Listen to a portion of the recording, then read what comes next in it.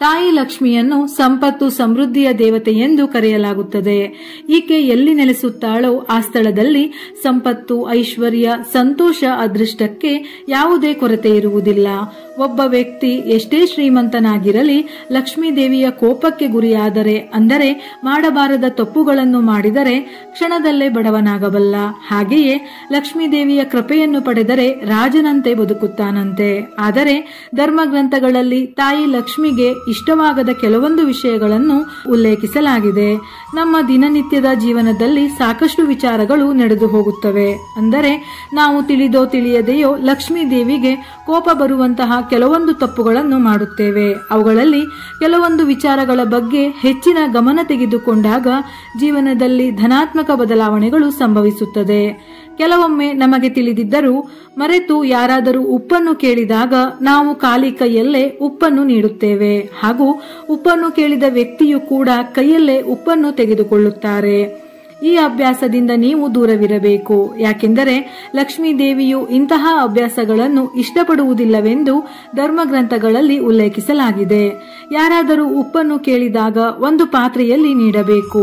ಹಾಗೆಯೇ ಪಡೆಯುವಾಗಲೂ ಪಾತ್ರೆಯಿಂದಲೇ ಪಡೆದುಕೊಳ್ಳಬೇಕು. ಇದರ ಜೊತೆಯಲ್ಲಿ ಸಂಜೆಯ ಸಮಯದಲ್ಲಿ ಉಪ್ಪನ್ನು ನೀಡುವುದು ಅಥವಾ ಪಡೆಯುವುದನ್ನು ಎಂದಿಗೂ ಮಾಡಬೇಡಿ. ವೇದ ಮತ್ತು ಪುರಾಣಗಳಲ್ಲಿ ಸೂರ್ಯೋದಯದ ನಂತರ ಮಲಗಬಾರದೆಂದು ಹೇಳಲಾಗಿದೆ. ಸೂರ್ಯೋದಯಕ್ಕೂ ಮುನ್ನ ಏಳುವುದು ಉತ್ತಮ. ಸೂರ್ಯೋದಯದ ನಂತರ ಮಲಗುವುದು ಮಾತ್ರವಲ್ಲ, ಸೂರ್ಯಾಸ್ತದ ಸಮಯದಲ್ಲೂ ಮಲಗುವುದನ್ನು ಕೂಡ ತಪ್ಪಿಸಬೇಕು. ಇದರಿಂದ ಲಕ್ಷ್ಮೀ ದೇವಿಯು ಕೋಪಿಸಿಕೊಳ್ಳುತ್ತಾಳೆ. ಮುಸ್ಸಂಜೆ ವೇಳೆ ಮಲಗುವುದು ಒಳ್ಳೆಯ ಸಂಸ್ಕಾರವಲ್ಲ.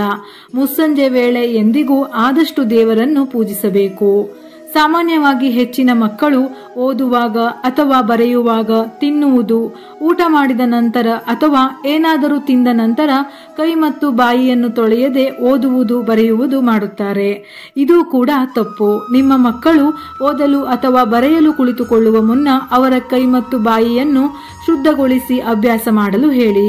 ಧರ್ಮಗ್ರಂಥಗಳಲ್ಲೂ ಕೂಡ ಬರೆಯುವಾಗ, ಓದುವಾಗ ಶುದ್ಧತೆಯನ್ನು ಕಾಪಾಡಿಕೊಳ್ಳುವಂತೆ ಉಲ್ಲೇಖಿಸಲಾಗಿದೆ. ಇದರಿಂದ ತಾಯಿ ಸರಸ್ವತಿ ಮತ್ತು ಲಕ್ಷ್ಮೀ ದೇವಿಯ ಆಶೀರ್ವಾದ ನಿಮ್ಮ ಮಕ್ಕಳಿಗೆ ಪ್ರಾಪ್ತಿಯಾಗುತ್ತದೆ.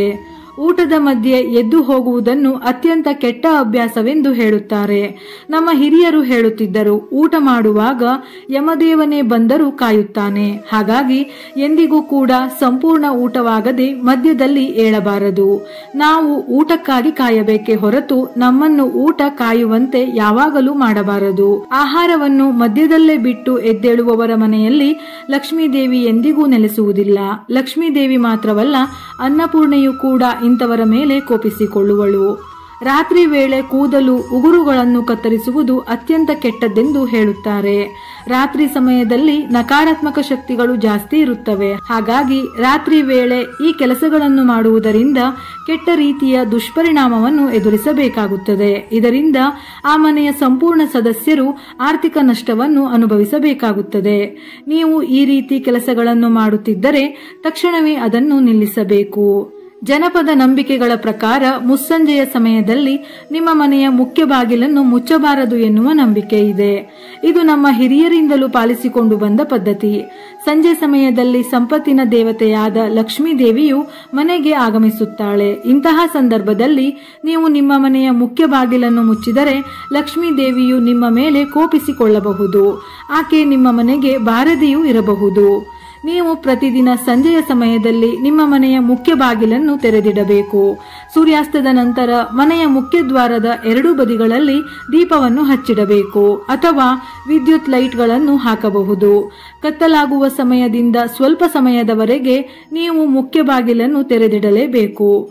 ಇದಕ್ಕೆ ಮುಖ್ಯ ಕಾರಣವೆಂದರೆ ಈ ಸಮಯದಲ್ಲಿ ತಾಯಿ ಲಕ್ಷ್ಮಿಯು ತನ್ನ ಸಂಚಾರವನ್ನು ಆರಂಭಿಸುತ್ತಾಳೆ. ಆಕೆಯನ್ನು ಸ್ವಾಗತಿಸುವುದಕ್ಕಾಗಿ ಮನೆಯ ಮುಖ್ಯ ದ್ವಾರದಲ್ಲಿ ಮತ್ತು ತುಳಸಿಯ ಬಳಿ ದೀಪವನ್ನು ಬೆಳಗಿಸಲಾಗುತ್ತದೆ. ಈ ಸಮಯದಲ್ಲಿ ನೀವು ಬೆಳಗುವ ದೀಪಕ್ಕೆ ಸಾಸಿವೆ ಎಣ್ಣೆಯ ದೀಪವನ್ನು ಬೆಳಗಿಸಬಹುದು. ಇದನ್ನು ಹೊರತುಪಡಿಸಿ ನೀವು ಎಳ್ಳಿನ ಎಣ್ಣೆ ಅಥವಾ ಹಸುವಿನ ತುಪ್ಪದ ದೀಪವನ್ನು ಕೂಡ ಬೆಳಗಿಸಬಹುದು. ನಾವು ದೇವರಿಗೆ ಬೆಳಗಿದ ದೀಪವನ್ನು ಅದಾಗಿಯೇ ಆರಿ ಹೋಗುವ ಮುನ್ನ ಬಾಯಿಯಿಂದ ಊದಿ ಆರಿಸಿದರೆ ಮನೆಯಲ್ಲಿ ನಕಾರಾತ್ಮಕ ಶಕ್ತಿಗಳು ಸೃಷ್ಟಿಯಾಗುತ್ತವೆ.